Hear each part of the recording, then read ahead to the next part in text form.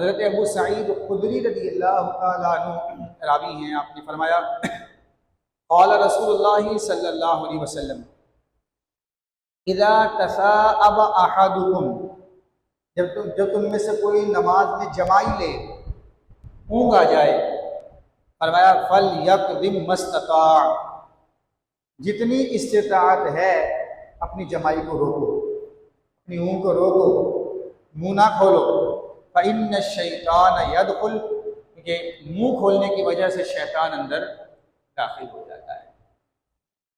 اور نماز میں جمائی آئے تو ہونا تو یہ چاہیے کہ سب سے پہلے انسان یہ سوچ لے، حضرات انبیاء کرام علیہم السلام کو جمائی نہیں آتی تھی، امید ہے رک جائے، یہ صرف سوچنا ہے، زبان سے بولنا نہیں۔ دوسرا یہ کہ اگر اس سے بھی جمائی نہ روکے تو اوپر والے دانتوں سے نیچے والا ہونٹ بند کر لیا جائے، دبا لیا جائے، اس سے بھی جمائی رک جاتی ہے۔ ایک اور طریقہ حکیم الامت اللہ مفتی احمد خان نعیمی رحمۃ اللہ علیہ نے مرآت شرح مشکات میں ذکر کیا، فرمایا کہ ناک سے زور سے سانس لے، منہ نہ کھولنا پڑے، اس سے بھی جمائی رک جاتی ہے۔ اور آخری طریقہ یہ ہے کہ اگر ان تمام صورتوں سے جمائی نہ رکی، اول تو رک جائے گی،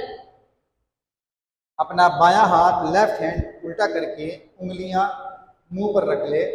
اس سے جمائی رک جائے گی، منہ نہ کھولے۔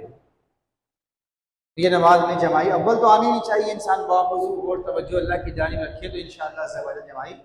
نہیں آئے۔